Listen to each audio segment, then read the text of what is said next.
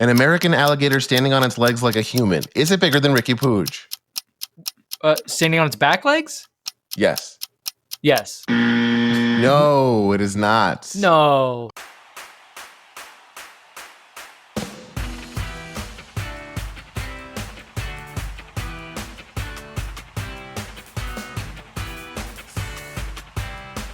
Hello and welcome to Happy Foot, Sad Foot, your LAFC gateway drug and the only LAFC podcast that's Offside with Taylor Twellman. I'm Travis Helwig. I don't believe you because you're not talking about Columbus now, but I'm Vince LaRosa.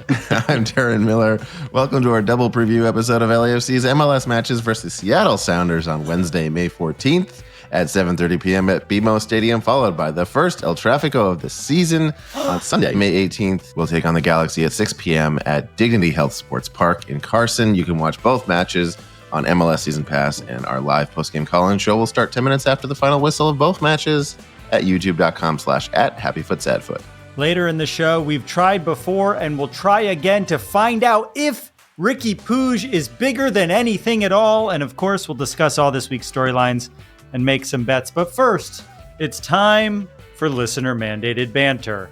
Well, let's just chat like friends, huh? No. What are those? Last time we did that, it was too long. And It wasn't really. I cut so much. No, I meant I don't care about what you cut. I meant we spent It too still much took up time. together. Yeah. Yes. That's still time we don't get back. Yeah. And I think it's worth saying that we care about our time and not the listener's time. And that's important. Right. Certainly not my time in post either. I thought it was pretty clear. Darren, I assume, is done editing about 5 to 10 minutes after we're done recording. I don't want to ever ask him, but I think that's about right. It's not even close. It's all up here. Do it all in your head, no? Yeah, I just I tell AI You have a what to do, and Neuralink. it just does it. Yeah. Just put it in a chat GPT. Make this good. Yeah. I use Grok. Is it Oh. Grok or Grok? Grok. Yeah, Grok. It's got to be Grok. What do you got to The do Twitter AI. with? Twitter AI. That's why we say so many pro-Nazi things. 2 matches in 1 week again. Are we ready for this? It's interesting. I feel like because, we can get into it. This is soccer talk. But Oh, Yeah, yeah. this is not banter talk. Talk about the Knicks or something. Do not talk about the fucking Knicks. Oh, sorry. I just want to say, as a podcast, we're praying for Jason Tatum. We are, all of us He are. ruptured his prayers Achilles, Blood out. is on your hands. He's out. He's out, right? You Prayers bullied, out. his Prayers out. you bullied his Achilles heel apart. Did you hear Bill Simmons was researching if wearing Tim's could affect your Achilles? Oh my God. Just the man down bad. I'm sad because so we didn't regrettable yet so predictable. we don't have to talk about it. Although I am flying out to see a game. If wearing Tim's was bad for your Achilles heel, there'd be a lot more Achilles heel injuries from everyone in Boston. Yeah. Well, it's like a famous New York thing is Tim's, and so he wore it like to go to Madison Square Garden, and I think like it was like there'd be a lot of Achilles injuries going down the subway, like. Yeah. I love that he felt the need to be like, let me investigate an Achilles injury because there's no way that somebody running up and down a hardwood floor for 40 minutes a night and jumping 10 feet in the air would ever think that part of their body would fail them. There's just no chance unless he was wearing this specific type of footwear, which borderline what I'm saying might be racist. I don't know. A little bit. Also, it's boots. Like the whole point is like better support. Has Bill Simmons ever seen it? But I would say Timberlands are a big Boston thing too. Well, they're like famously a New York thing. Like people put Tim's on the court and shit. Like it's like a thing that they associate with the Knicks. But I do think like he was also wearing them loose in the way that you do. Like Timothée Chalamet also had them on courtside. His Achilles is fine. I don't know. He's a great actor. Think about it. It might have been really hurting him. We wouldn't know because he's so good at playing it off. It's you a know? good A/B test right there. Yeah. And one survived, one didn't. Think He about could have it. replaced Tatum on the court, and he's such a good actor. We might he's not that know. good of an actor. We would not have known. They were both doing nothing. Chalamet's PR team has done a remarkable job to make men of the world love him. He went from like this like kind of like dainty guy that like only young women like to like college football, like crushing the predictions during the college football playoffs or the bowls or whatever. And now he's courtside at every Knicks game where like people are like, he's as important as Spike Lee. It's like, what are you talking about? How did this happen? I mean, I love Tim Chalamet. He's a great actor, but it worked on me. I now think he's cooler. Yeah. He also globetrotted around Europe and was like, oh, I got to leave here. I want to go watch a Roma game. I'm going to hang out with Paulo Dybala. Yes. Like super hipster, like take in European football. Like, yeah, this can't be real. Someone's feeding him this. He was like a YouTuber before he was an actor. He did like, I think he like took apart video games and stuff. Like, he was just doing like fuck around in his house type YouTube videos. I think he went to Stuyvesant. Like he went to one of the public theater high schools in New York. Like he's been a theater kid forever. I agree that he probably is a sports fan, but like you're a theater kid, man. You know what? Let's hear it from the man himself, Timothy Chalamet. Welcome to the show. Welcome to the show. Thank you for joining us. Again, think you're doing a good job. I like you now. MLS fan too. He's dating Kylie Jenner? Is that who it is? One of the Jenners. One of the Jenners. I think not Kylie, the other one. Wait, he's an MLS fan? Do you know that? Yeah, he's like friends with one of I can't remember who it was. I think it was somebody from like Nashville. He's like buddies with them, and he wears like old school MLS gear sometimes. That's cool. Maybe he's one of those celebrities that has like a double. Like it's more than one person playing Timothy Chalamet. I think part of it's him, and then part of it is he does have like a really slick team that's like, look, this is how you're cool, but like you seem like you're not cool and you don't care. We've given you all the tools. Like It's a starter kit. And it's very hipster. And like the Knicks are the only thing where like that is super mainstream, but they've been down bad enough where it's like it's okay to be front row and center at the Knicks. But everything else we're going to send you to is borderline like not quite cool yet. So when you come onto the scene, it seems like you found it. Like you figured this out. Have you seen the footage or the photo of him when he was like 13 meeting one of the Knicks players and getting like a free jersey? He like there was a contest. It's like Amari Stoudemire, right? Yeah, there was Amari and then there was a Landry Fields one. And it was like first person to get to Grand Central and ask for the jersey gets it. And Landry Fields has a photo of like Timothy Chalamet or Tim Chalamet wins. You get a free jersey or whatever. And so it is, I believe that this is true, but like, the idea that his team is not behind this is wild. Like they must have saw that and were like, we know how to expand your fan base. You're almost a movie star. We can make you a movie star. Skip the Met Gala to watch the Knicks games with your friends at your house. Yep. He's just making all the right moves at every fork in the road is what's happening. Yeah, I like him now. Yeah. Get him on the pod, Darren. Come on the pod, Tim. I actually enjoyed the Dylan movie and I didn't think I was going to. I was like, there's no way this is going to be good. He's going to do the voice. I hate the Dylan voice. Does he do a voice? He does the voice. But it's somehow not infuriating. Everyone has like a Dylan. Dylan voice or Elvis voice? Dylan what do you mean? Yeah. And just like, it's a little squirrely, but like the writing's good. And like everything's period specific. Actually, the dude that plays Johnny Cash is really good. Johnny Cash is fantastic. And I actually really liked Ed Norton's, who does he play? Is it Woody Guthrie? Like what one of them, or like Seeger? Pete Seeger. It's one of like the way he plays him is so funny. Like the character they wrote, they did a really good job. That said, like, if you like that movie, you should just watch the Scorsese documentary about Bob Dylan because it's the exact same story about that festival, right? And it's with real footage. So you're like, I'll just watch the real thing instead. And they can say the word fuck as opposed to play it loud. He says, play it fucking loud in the real version. In the real version, which is reality. Which is the thing that happened. Like, guys, we have the tapes. Yeah, but we got to make a movie out of it. Yeah. The movie's got to work well when it goes to TV. But those guys weren't famous when it happened. No, literally, they were the most famous people in the world. The one thing I'll say about that movie that I didn't like, it's like, you're going to care about me like being this guy's just mad that someone wants him to be a certain genre of music. Who gives a shit? Like, play folk one more time, man. Don't be an asshole. Like, what do you do? You could be electric whenever you want. It's fine. Play folk one more time. Like, play folk one more time. Don't be an asshole. That is a shirt right there. Don't be an asshole. All right, let's do it. Let's start the show. This is an important episode. What are we doing talking about Bob Dylan for? I don't know.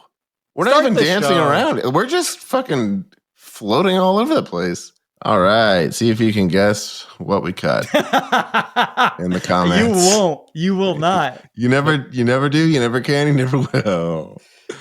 As the more casually obsessed LAFC fan on this show, I love LAFC and I'll never miss a match, but I don't have time to stay on top of all the advanced stats, roster moves, rumors, tactics, and off-the-field drama that I can't get from just watching the matches when all I see watching the match is ball get kicked, ball go in net, Frenchman,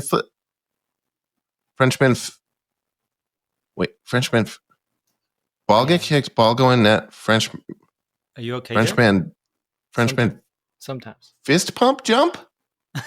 What exactly am I seeing when I watch a match? Because I'm not seeing a front flip, I'll tell you that much right now. If a ball get kicked, ball go in net, Frenchman act like he's never fucking front flipped before in the first place. Is it even soccer? Oh, and they tied. Wow. Hope everyone had a great time at gym class today. I guess we're all winners here, unless I'm missing something. And I hope I am, because there's got to be more to it than this. Luckily, my friends Travis, the human LAFC crazy wall, and Vince, the LAFC patron saint of tactics, are here to catch me up every week on the most important storylines that live beneath the surface of every match, so we can all enjoy them so much more in a segment we call Storylines.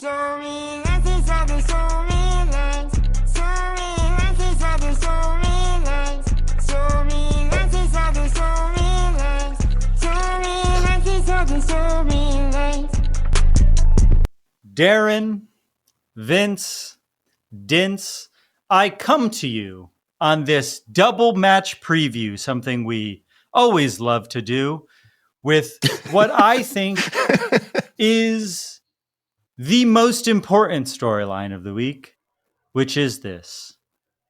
Will we avenge our embarrassment against Seattle? After a string of absolutely dominating victories over Seattle, our last two matches were, let's face it, pieces of shit.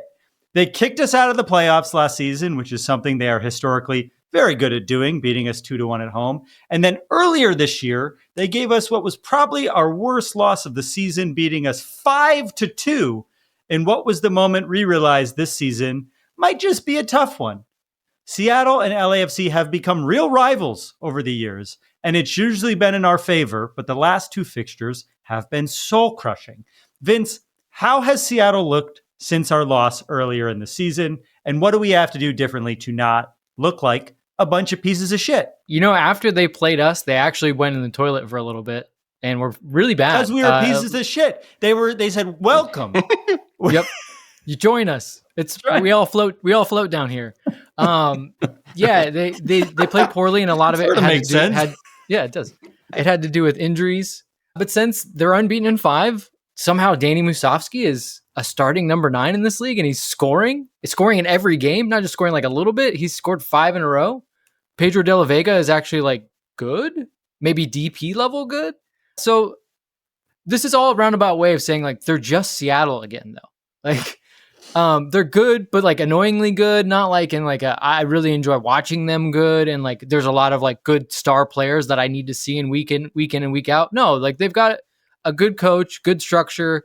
They know what they're doing out there, and like some guys are playing better than they were playing early in the season. I don't necessarily think that they're terrifying, but they're a good team, and they're going to be a good challenge in a week where LAFC could look past them because of what they got going on later on in the weekend. We're also only 1 point behind them, right? They're in 5th, we're in 6th. They have 19 points, we have 18. Vince, you bring up what was about to be my question for Darren. Darren, do you think there's a chance LAFC might overlook Seattle looking towards Carson coming up this weekend? Yeah, there's a good chance. We did that last time we played them too. We had a CONCACAF Champions Cup game that same week, I believe. So I think we were just like, well, whatever happens in Seattle. And now we didn't look past them the first time we played them and lost. Now we have to either lose to them 3 times or possibly lose El Trafico. I don't know. We have like, what, 100 forwards? Both, Can Darren. someone just start scoring and we have depth? You do have depth. Theoretically. Yeah. In the front. We have depth on paper, but I don't know. You would think we can just rotate and that's not like a problem. Did you see they posted a video about, what's his name? Woobawo? Is that the Pokemon's name? What's his name? We have so many Pokemon on the team this year. I want to get a player to play. Yeah, that'd be fun. We got to get a player. We've never had a player on the show. I want to get a player to play MLS player Pokemon. I used to play. Darren used to be. I want an LAFC player to play MLS or Pokemon. Giroud's doing nothing. Does he want to come on? Why does he come on the show? Contribute something. What's the guy's name? Is it what's his fucking name? I think it's actually Waboa. Waboa? Yeah. That's even more Pokemon. They posted a video about him today, and I was like, makes me think he might be playing on Wednesday. They like to post videos the day before somebody has like their first start with the team or whatever. That is a thing. I can confirm that is a thing. Although I don't think he had a couple of like spot minutes early on in the season, and then we haven't seen him. I want to say probably in 6 games. It seems like that would be, I don't know, unless like they're really heavily rotating. They're like, let's just give the kid a chance. It seems a little much, but isn't Jude Terry the best player on LAFC too?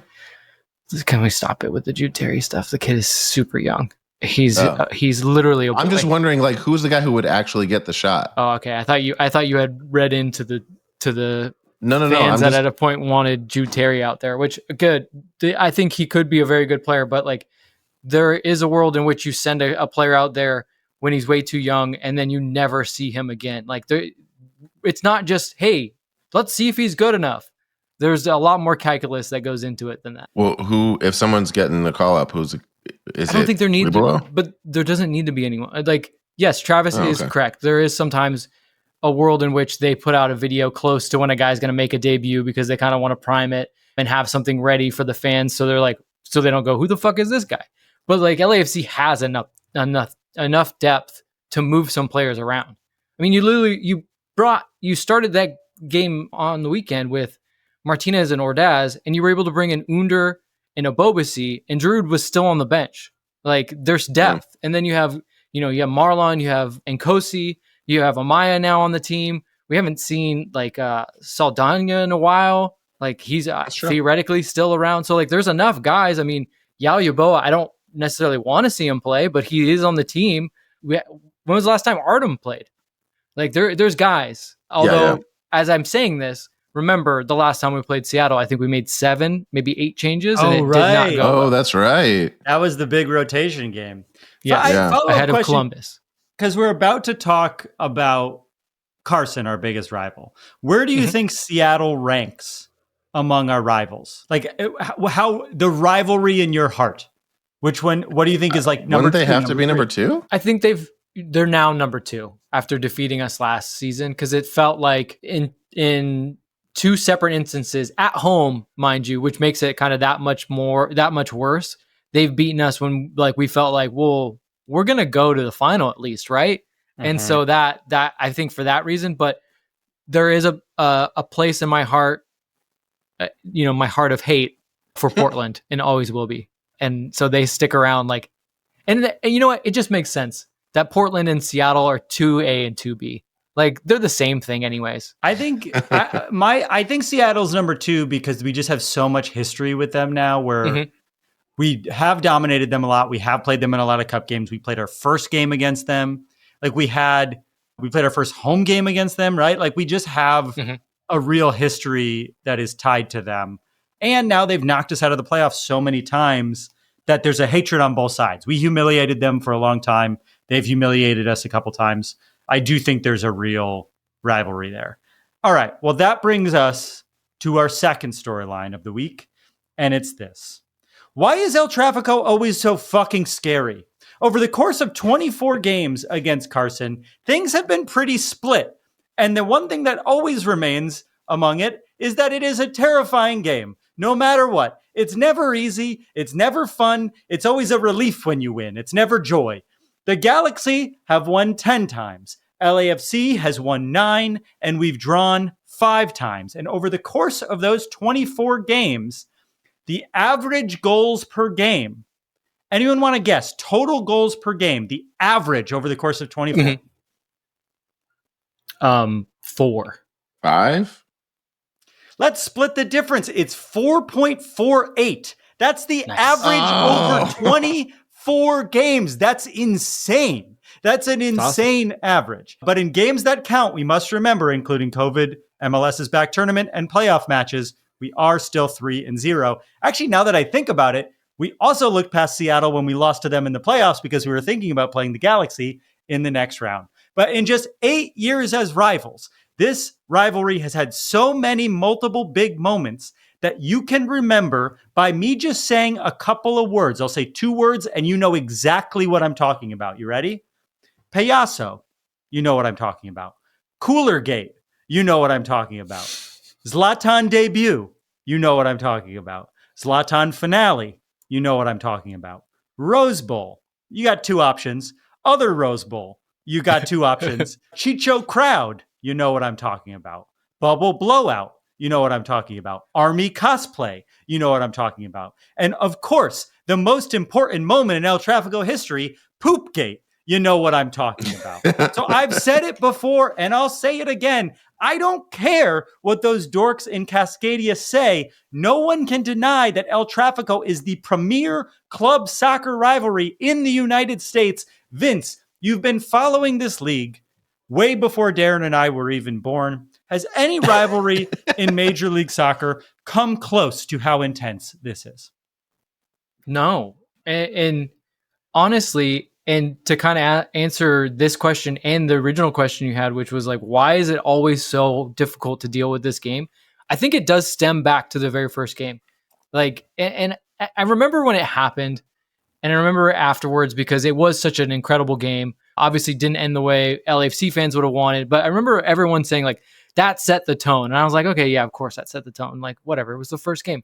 But like, we can't shake that. Like, I don't think we'll ever forget that first game. Obviously, because we won't ever stop seeing that fucking goal. And John Strong and Stuart Holden yelling, "Are you serious?" or whatever the fuck they said. By the way, one of the worst calls ever in the history of sports. I'm sorry. Like, I know that we talk about like missing pro rel, but you know what we're missing sometimes is really good sports calls. And our broadcast sometimes, like, I watch some of these moments and you're just like, could we turn the sound down? Or just or just do the Spanish broadcast because we're so lucky to have Denholm and Bredos. Like we really are blessed whenever they're true. Doing. Yeah, like a question saying, "Are you serious?" What? Like it's not accessible. In what world? It's not accessibility. I'll tell you that. Yeah, it does suck that probably the best goal scored in MLS history happened at the first El Tráfico. I think you're right though. The set the tone thing is a little bit pat, but like it is true that we now know, because it's true, no lead is fucking safe. Mm-hmm. From the first game, we were up by a lot and we watched it all fall apart, and it's happened to both teams now. Everyone knows that 4.48 average goals per game. That's crazy. That's not insane. A normal way to play the game of soccer. Incredibly impressive how good Vince and I are both at predicting that. Yeah. It was a nice split, actually. Yeah. Mm-hmm. I mean, knowing the law of averages, I don't think there might have been 1-0 versus 0 game, but there was that 8-goal game really kind of skewed it a little bit too. But there was a lot of 4 and 5 goal games. Darren, what are your best and worst El Tráfico memories? They don't have to be game related. I mean, they're amongst the ones you've mentioned. There was a game, I think I've mentioned this before. There's a game where I was in Vegas and scrambled from trying to watch the game at a casino to trying to watch the game on my phone in a cab to watching the end of the game in a hotel room. That I think we were both up and down in all of those 3 locations I was watching the game in. And Chicharito was like beautifully frustrated toward the very end of the match, like just being a real shithead and not getting what he wants. I miss Chicharito because when Chicharito was on the Galaxy, we almost always beat them in El Tráfico. Yeah, it was it felt like we had their number when Chicharito. That one always sticks out to me. What about worst? Yeah, it's tough to beat that first one. I was there for it, and that first one again. The swing of, because we'll never remember this, but Carlos Vela scored 2 of the best goals I've ever seen in that game, and we'll never remember it because of Zlatan's goal. Like, we just won't.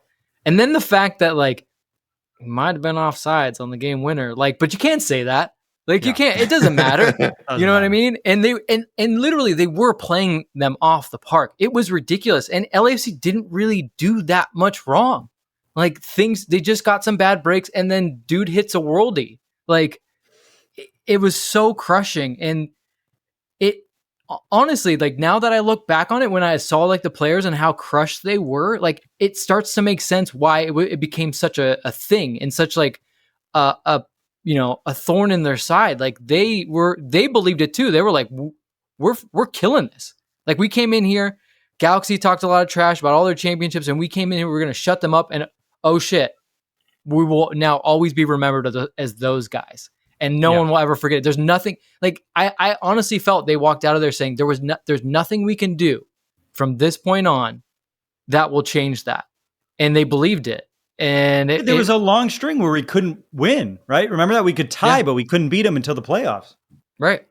And it wore on them. You can ask a lot of the guys that play in that game, and they'll even say to you that loss against Seattle after they beat the Galaxy was, I mean, one, it was the quick turnaround. It was kind of shitty to be like, hey, let's play a conference final 3 days after another big game. Give them some time off. But they all said like they put so much into it because they just wanted to beat. They knew they could not lose to the Galaxy, and emotionally and mentally they were absolutely floored to the point where when Seattle comes in and punches them in the face, they're kind of like, I've got nothing. I've got nothing to go on. Like I got nothing in reserve.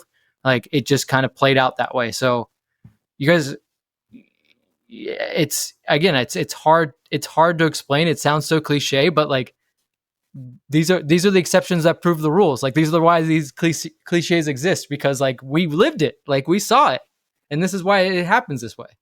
Yeah, I feel like we've talked about it on the show before. Payaso remains one of the funniest things I've ever seen in my life.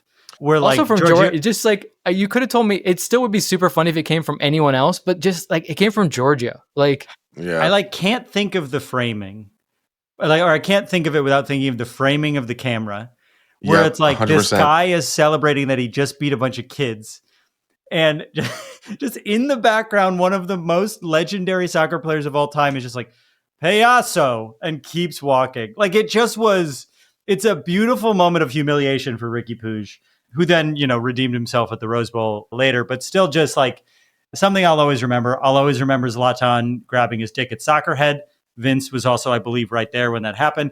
Oh, and also, egging him on. I want an honorable mention also to Kai Kamara in the 3-2-5-2 at the Rose Bowl. Yeah, that was Celebrate. Cool. That was very cool. And then I remember being in the 32-52 at the everyone's wearing army gear thing and just being like, oh no, that's another game we lost. But it was just very much like, I think we messed up this one, guys. I'm too little to say anything. I still remember going into that and being like, there's already been some instances where people have like gotten actually hurt, and now you're going to dress up like you're going to war. And it was like, no, what? That's not what it's about. I'm like, okay. It just was like, there's a fine line between being passionate and being try hard. And they walked over the line to try hard, where it was like, this isn't scary. This is like, you bought this stuff at TJ Maxx, man. Like this isn't, but I just got that Carhartt jacket. Since then, obviously we've redeemed ourselves. And over the last like couple of years, we've been better in El Tráfico. Last year, we won 2 and lost 1. We lost 1 when we didn't play the game that we're going to play later. So it's worth thinking about. Now that all of that is out of the way, let's talk about the thing that I think is actually on everyone's mind going into our game against the Galaxy this weekend. And it's this. Will we be the Galaxy's first win of the season? As we've already established, it doesn't matter what each team form is going into El Tráfico. When the match starts, the teams completely transform into 2 magical teams that will each score at least 3 goals. Nothing has ever existed before or after. Time pauses. And I'm sure you all know that the Galaxy are currently having the worst start in modern history of Major League Soccer. The only teams who have had worse starts are back in the PK era, where they awarded points in very weird kind of demonic ways that I couldn't figure out looking at the stats. So there are teams that have lower points than them, but had wins. So the whole thing is very confusing. So I just ignored them. They're currently having the worst start to any team in modern MLS history. Not to mention they're the defending champions. So they are definitely having the worst start of any defending champion. But there is nothing more El Tráfico than for the Galaxy to come out of the gate at home and have the single best game any of us have ever seen and beat us like 7-0 or something. I really would not be surprised if that fucking happened. Vince, why are the Galaxy so terrible this season? What's going on there? Was Riqui PUIG their only good player? If he's their best player, I mean, to be fair, he is their best. They are missing their best player. And so if you took Bouanga off our team and said, hey, he was gone for the beginning of the year, I'll tell you that much. Hey, but I mean, to say like, you're not going to have this guy for 3/4 of the season, figure it out. And then Painsil was injured. Like they played in moments without any of their DPs. And then since they've gotten guys healthy, like they're a wreck. Like they're a mess. Their goal differential right now is -20. Like it's pretty, it's, oh my God. It's ridiculous. But that being said, I've had multiple friends reach out to me. They're like, the Galaxy aren't, like, they're not going to beat us, are they? And I just wrote back, those are the rules.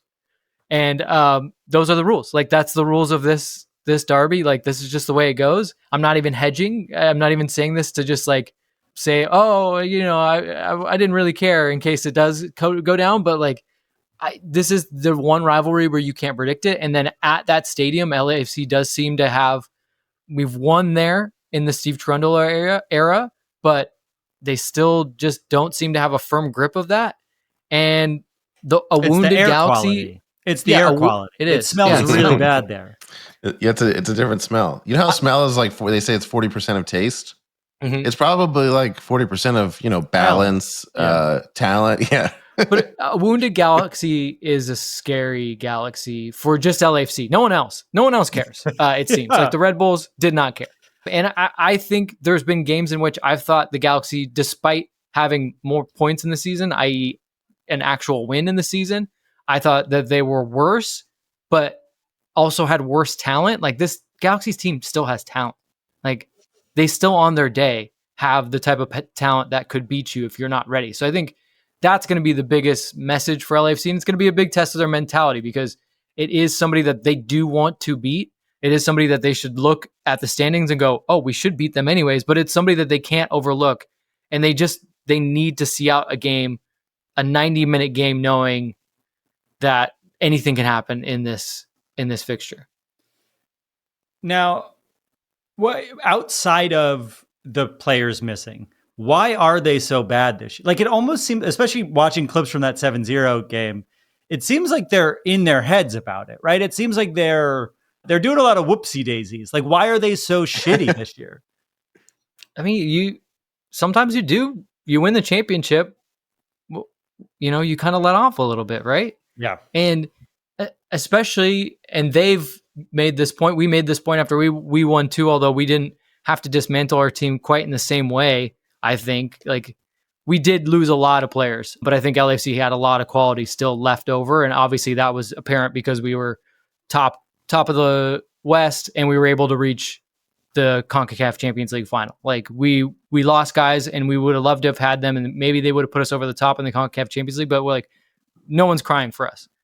The Galaxy lost just like you lose Riqui PUIG, you lose some of the like the core guys like Delgado, like Brugman.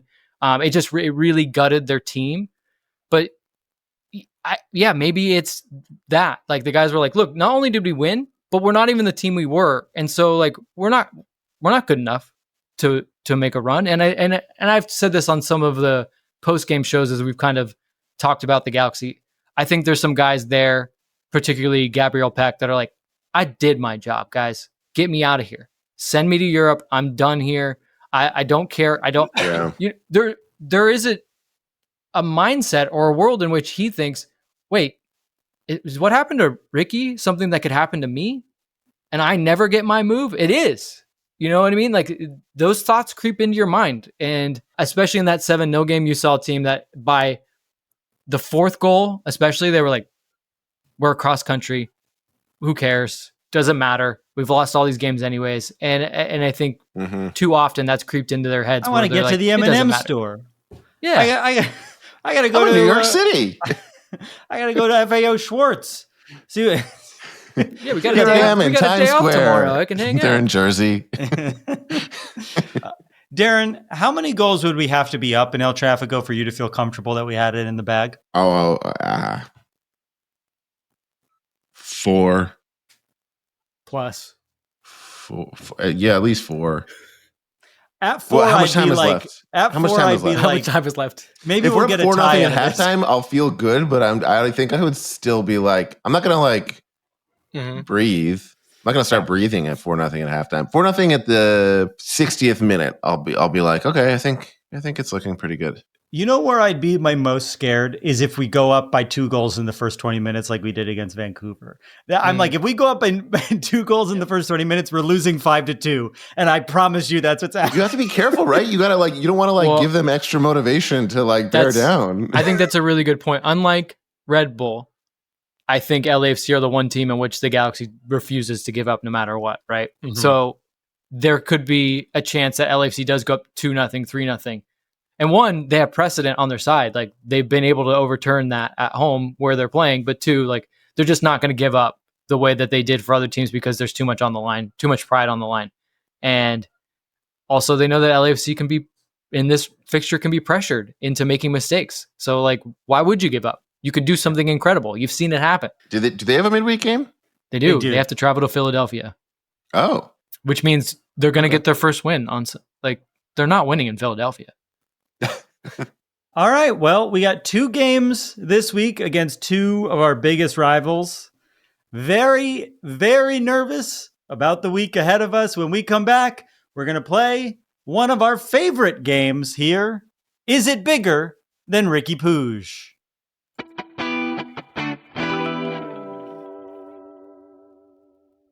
I have to send a text really quick just to my physical therapist. I'm sorry. I'm keeping that in.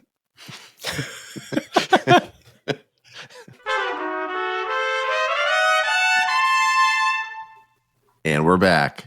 When we started this podcast, we made a pledge to our audience that we wouldn't be the smartest LAFC podcast around, but we will be the dumbest. That was before Vince joined, so now being the dumbest takes a lot of extra work. Despite this, we proudly raised the bar last week with our Mother's Day game, Whose Mom Is This? And now, the week of El Tráfico, there's only one way to get dumber. It's time for the return of a rapid-fire quiz on several answers to one dumb question.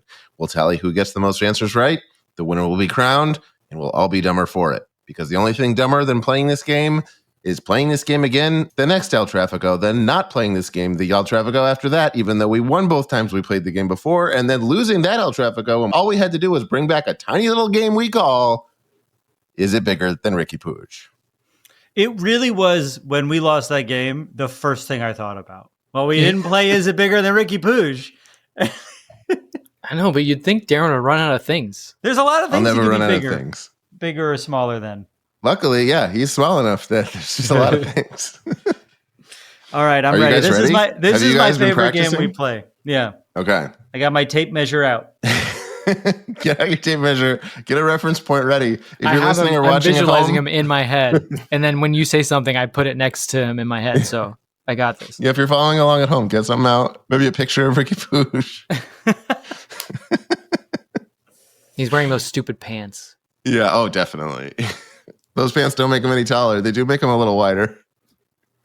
Okay. Travis, you're up first. Is it bigger than Riqui PUIG? Ed Sheeran. We're talking height? We're talking height. Bigger than Riqui PUIG. Bigger than Riqui PUIG? Ed Sheeran is bigger than Riqui PUIG. That is correct. He's a short man, though. Vince, are you ready? Mm-hmm. An American alligator standing on its legs like a human. Is it bigger than Riqui PUIG? Standing on its back legs? Yes. Yes. No, it is not. No. Of course, an American alligator standing on its legs like a human is 5'6", just short of Riqui PUIG height. On average, not the Riqui PUIG is not 5'7". Have we been measuring him as You're right. He's 5'6.5". okay, we got to get the measuring tape out for real because that's not Riqui true. Puig is exactly 169 centimeters tall. I've done my research. He's not. I mean, I know that's what he's listed as. There's no way that he's 5'6.5". He wears his platform cleats. We will pay ungodly amounts of money for somebody to measure him in person and film it. Oh my God! If you are if you know the team doctor of the LA Galaxy, DM me and I will give you a figure that will make it worth their while to find out the actual height of Riqui Puig. And that's Let's cut to the chase. Let's cut to the chase. Andrew Wiebe, you're going to be out there on the field at some point. Measure him, coward. Andrew Wiebe, if you don't measure Riqui Puig's height tip to tail, then you are not worthy of being the MLS sideline reporter that they don't want in the studio. Yeah, get some socks. Tip to tail. Again, Andrew Wiebe, not any taller with socks, slightly wider. Travis. Life-size male mannequin. Is it bigger than Riqui Puig? Life-size male mannequin is bigger than Riqui Puig, yes. That is correct. Easy one. Oh, okay. Taunting you. Wow. Vince, we've talked about him before tonight. Is it bigger than Riqui Puig? Timothy Chalamet's weight. Wait, his weight? Does he weigh more? Does he weigh more? Oh, now does he weigh more than Riqui Puig? Oh, come on. No. Oh, come. That is incorrect. Timothy Chalamet weighs 150 pounds, apparently. No. Which is more than Riqui Puig. Less than Do you want to know how much Chalamet? Riqui Puig weighs? Yeah. 125? It's, I think, funnier than how tall he is. Because he has some control over that, right? 137 pounds. There's no way Chalamet's 150 pounds. I could bench Riqui Puig. What do you mean? What? 150 pounds? I'm like 155. No, you're 155. Yeah, so that checks out, doesn't it? No, because he's not that scrawny. He's movie star thin. I guess it depends on what role he's got going on, you know? Yeah, that's true. You also don't know famously what he's a chameleon actor. Well, to bring it back to Bob Dylan, he was a poor musician. And no, okay, just move on. Okay, Travis. Is it bigger than Riqui Puig? A standing coat rack.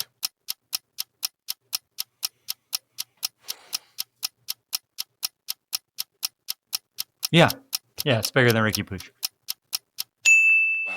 I know how big Riqui Puig is. I just know it. I can feel it in my bones. I hope LAFC is as up for this game as you are for the game that we're playing. Yeah, this is a tough game. Lock in, guys.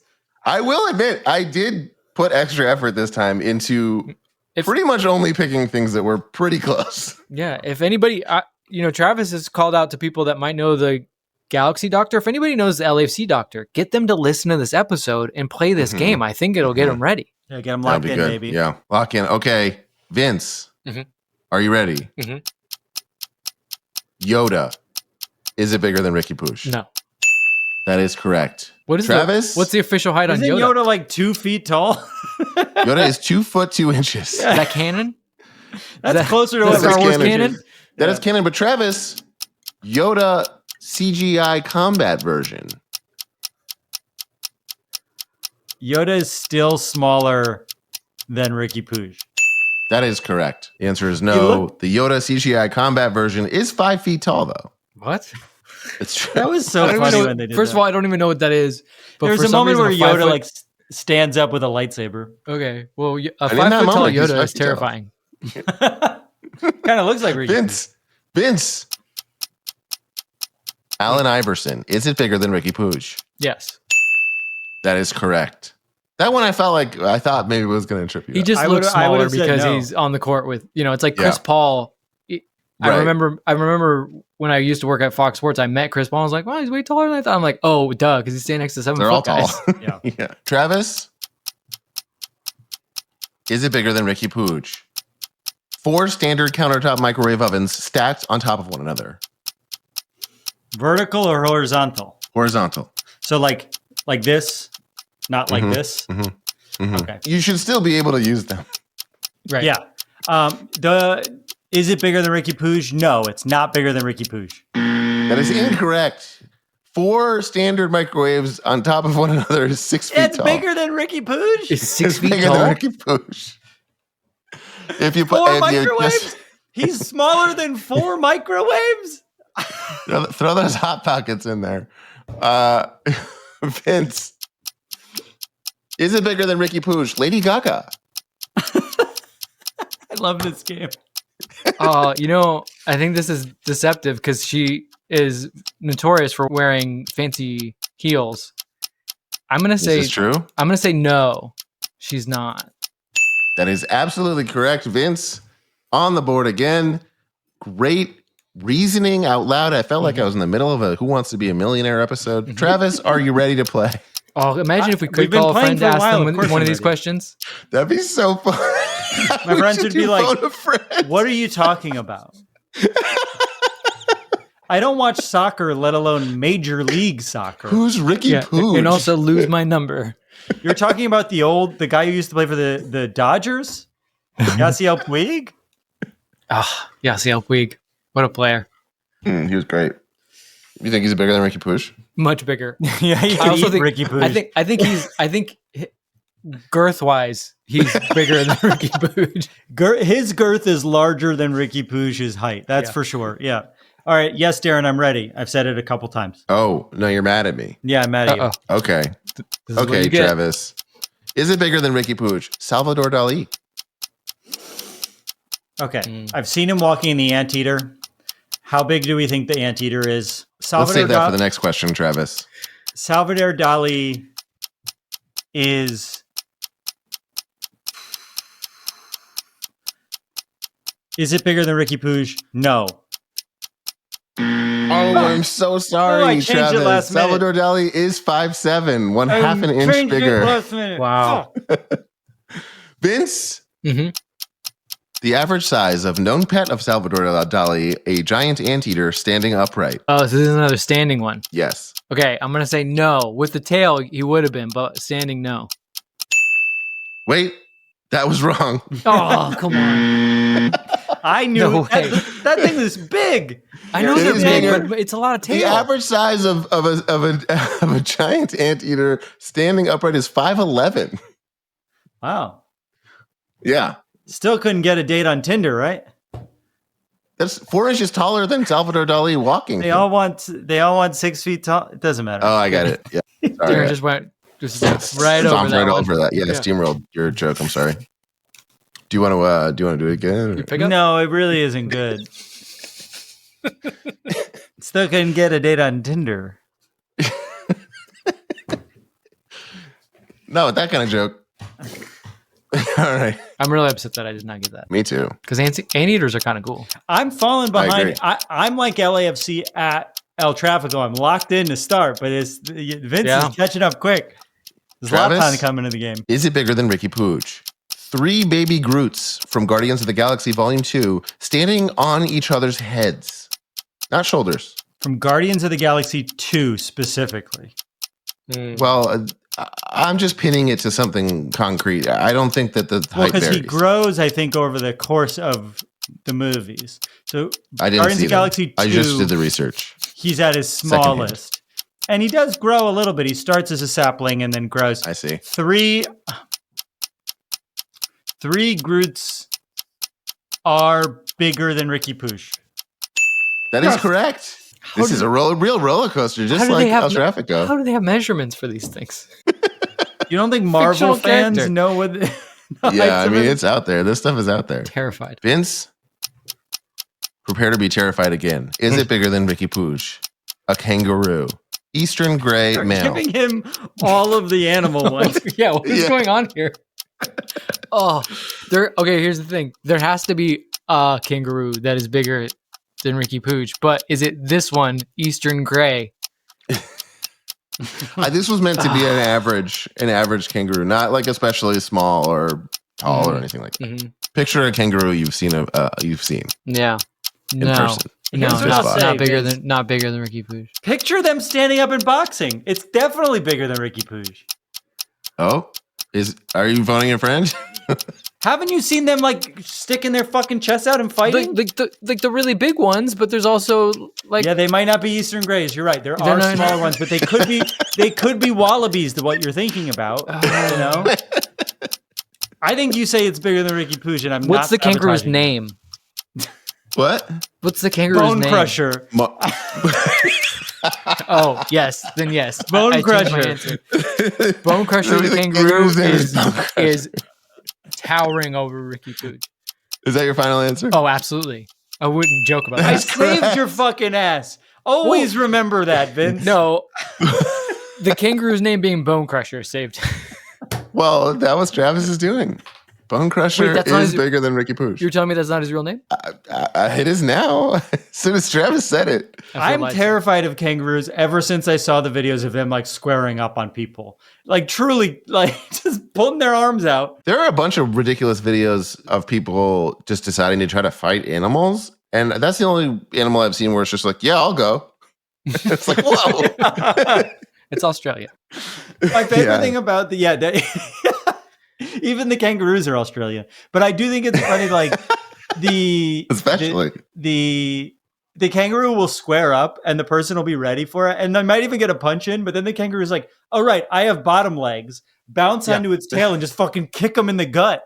Which really is super dangerous. Don't fight a kangaroo if you're listening. Yeah. Travis. That might be the title of this episode. Don't fight a kangaroo.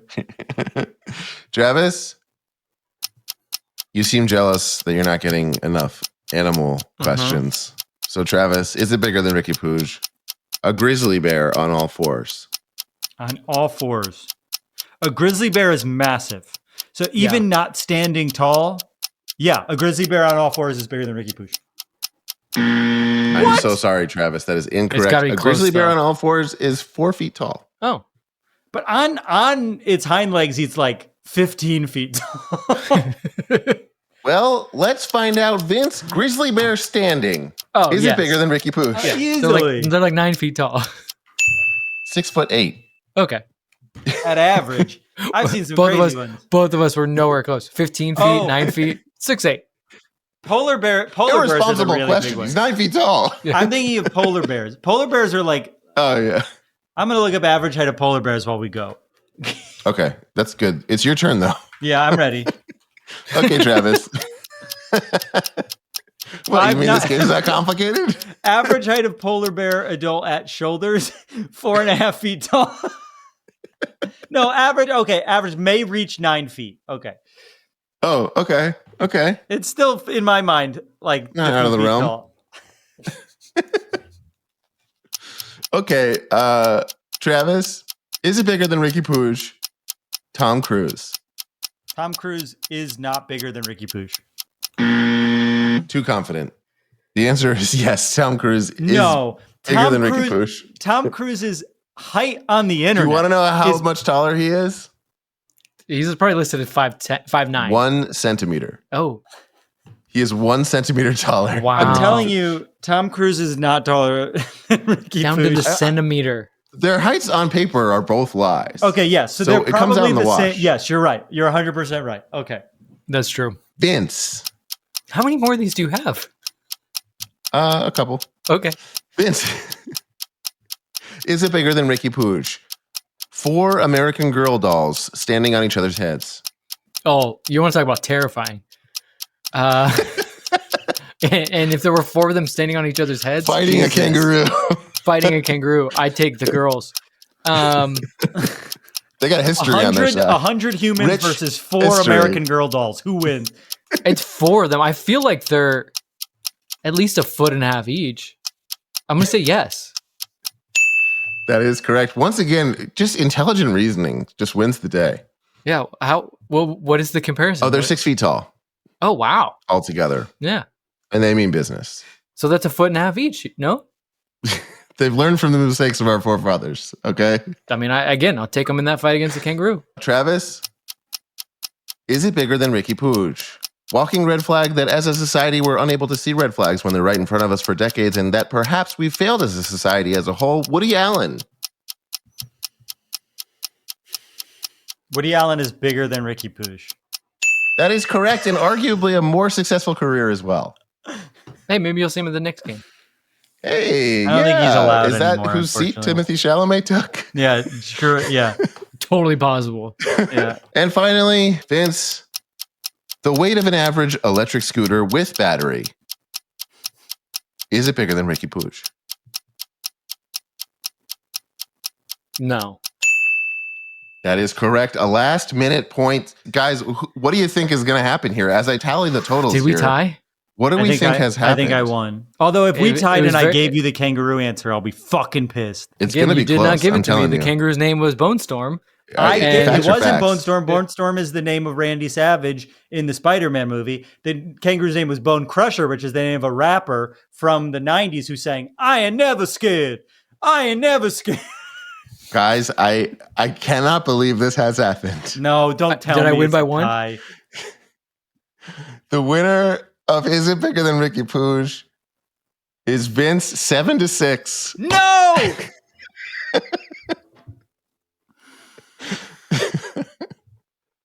I am LAFC. I am LAFC. You are. This does not bode well, but hopefully it does just for the fact of us playing. I Thank I you feel bad for all playing those years again. I wore kangaroo leather soccer boots. I'm But the back they pass. served me well. What were those? Was it kangaroo leather?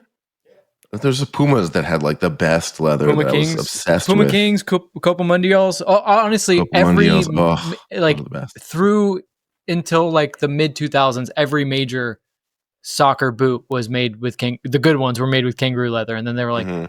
we should probably not do this anymore. But honestly, in Australia, they're like, look, we have too many of these fuckers. Please Please. keep making the boots. We don't like kangaroos and we do like Yeah. soccer.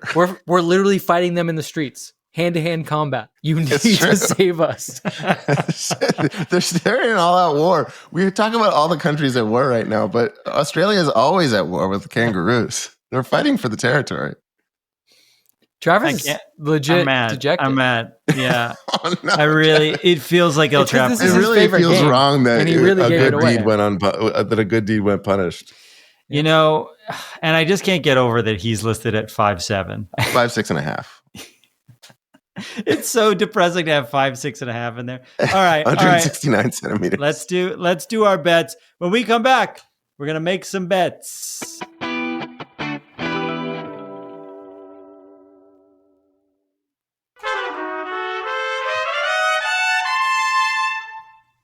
And we're back. It's time for a segment called Bet It and Forget It. Bet it and forget it. Every week we end the show with a bet for this week's game. We make an outlandish prediction, something that almost definitely will not happen, but could. Each week we all put up $5. If no one hits, the money rolls over to the next week, and eventually by the time someone's weird prediction comes true, they might win a good chunk of change. And good chunk of change it will be this time. None of our bets hit last week, so the pool for this week is $190. Now, Darren, there's been some controversy about whether or not you hit last week. Do you want to talk about That's it? right. Yes, my bet was that LAFC would score at least 2 goals off of set pieces. They scored a goal off of a throw-in and a PK. We did say that PKs would count, but they're both fringe. Like, to me, I feel like they scored like 1.75 goals total off of set pieces, maybe. Like, the spirit of the bet was not those types of fringe set pieces. If they don't score either of the 2 goals by like an actual free kick, it feels too lame to take that money. And I wasn't even there for the post game. Like, there's too much going wrong here. I think if you were to claim it, if you were to say I hit, I would go like, yeah, you did. But since you feel like in your heart of hearts that you haven't, I don't feel right taking that money. I'm on your side. So you didn't hit. You came real close. But this is one of those fringe cases we always talk about. So I also following your had heart. misgivings about whether or not it was outlandish enough. And you were like, no, Sure. go for it. I mean, we should have removed penalties. I will say the throw-in yeah. felt much more like a set piece than any penalty. A penalty is not a set. It's One set or the piece other, because fine. One or the other, fine. Yeah. If one of them was a PK, I would have gladly taken it. Yes. If one of them was a throw in, I would have gladly taken it. But both are like, yeah, take the money. all right. I'll take it this week. That's what will happen. Well, you better watch out because I have a bet this week and I'm feeling very confident. Are we betting off of both games? Like, how are we? What's for the week? Okay, for the week. It's up to you. Okay. My bet is in one of the two games, there will be 2 red cards. 2 people will be sent off in a single game. So it can't be 1 red card in one, 1 red card in another. It's 2 red cards minimum in one game. I don't know if we haven't seen that. I feel like ever as a podcast. I feel like that's a good bet because it's the these are 2 games where that feels like I would pick these games for that to happen. At the same time, it's just objectively such a rare thing that I'm excited for that one. Yeah. Okay. I'm confident. I've got a bet. Okay. Here's what's going to happen. Olivier Giroud, his legend will finally begin 2 years into his tenure at LAFC with a game-winning goal at El Tráfico. He will pull a rabbit out of a hat. Wow. And we'll just forget the past and move on and ride off into the sunset together with Olivier. Olivier Giroud, game-winning goal. Now I hope he has the game-winning goal in Seattle. Yeah, right. And then doesn't play El Tráfico. Part of the rotated roster because they're paying. Like, hey, thanks for getting us that point midweek. Game tying goal. Yeah. All right, I like that a lot. Okay, I'm gonna, similar to Darren manifesting something that he wants to happen. I'm gonna manifest this for LAFC, even though I'm not confident in it. Only current or former LAFC players will score this week. So that means if Danny Musovski scores for Seattle, got it. It's fine. Now, other than John McCarthy, if John McCarthy scores, I don't believe there's really much of a chance of any former LAFC Galaxy players scoring. So what I'm saying is LAFC is going to at least blank the Galaxy. Wow. Or John McCarthy will score. Which in that case, I'm kind of okay with it. But I'm gonna say he's not going to, because they are coming back from Philly, and you know how hyped he's going to be to have been in his hometown. That's true. Maybe a few too many of them. Well, maybe he'll score a few in Philly and prove himself. No one on the field's doing it. Who knows? But yeah, only current or former LAFC players will score this week. I love these bets. These are 3 good bets this week. Yeah, what a this week is good. We're about to have. That's our show. Our theme music is done by the insane team of James Valentine from Maroon 5, Nate Walcott from Bright Eyes, and of course Louis Palmer, famous jazz drummer. Don't know why they made us a song. They're very kind for doing it. They don't either. Yeah, I don't think they remembered they did it. You can subscribe to our YouTube channel at youtube.com/@happyfootsadfoot. If you want to help us out, consider becoming a friend of the foot at patreon.com/happyfootsadfoot, where we will have a ton of new merch coming soon, including Patreon exclusive merch. If you can't afford that and you want to help us out, a way you could do that is to review our podcast 5 stars on Apple Music and leave us a positive review. It's a nice way to get other people listening to the show, and at the same time subscribe to our YouTube. If you can't afford to become a friend of the foot, please make sure you do that. It means a lot and would be super helpful. It's going to be a crazy week, boys. I'll see you on the live stream. Or are you guys going to be Mo on Wednesday? I won't be there. Mm-mm. None of us will be there. We'll see you on the live stream. I love you. Bye. Nope. I love you. Bye. Vince? I'm too terrified to love anything right now. Because you're still thinking about the kangaroo? Yeah. Bone crush.